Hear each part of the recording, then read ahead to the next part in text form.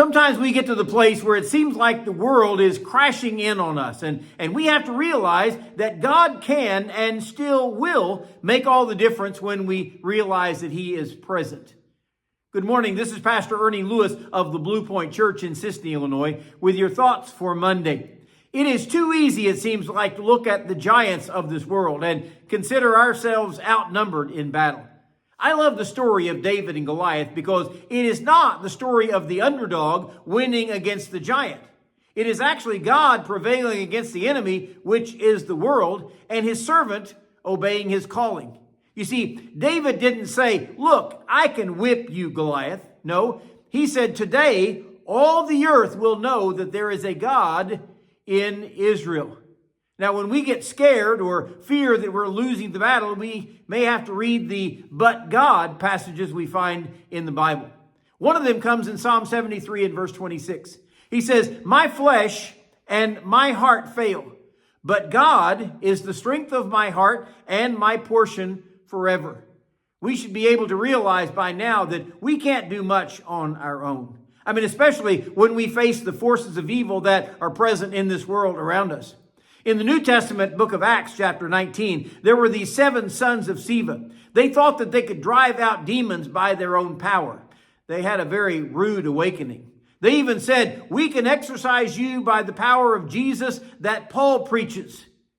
But the demons actually spoke back to them and said, "Well, this Paul we know, and Jesus we know, but who are you?"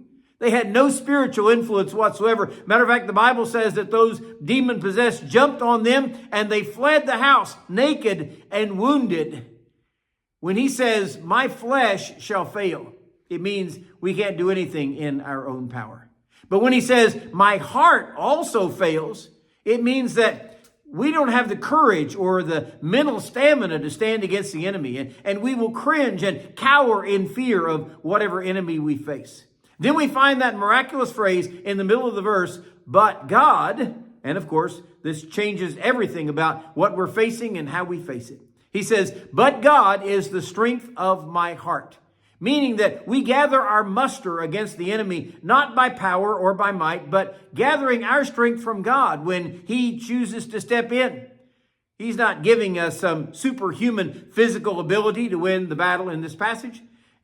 We know He could do that because of how He blessed Samson in the Old Testament in opposing the enemy. But here, He is actually giving us superhuman mental and spiritual strength. He strengthens our heart.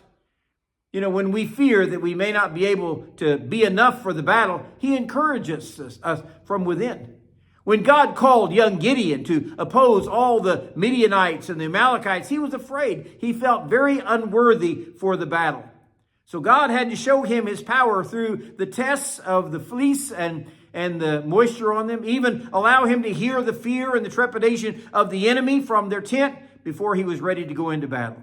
God strengthened his heart to lead his small army of 300 into the battle against the multitudes. So he says here, "But God is the strength of my heart and my portion forever."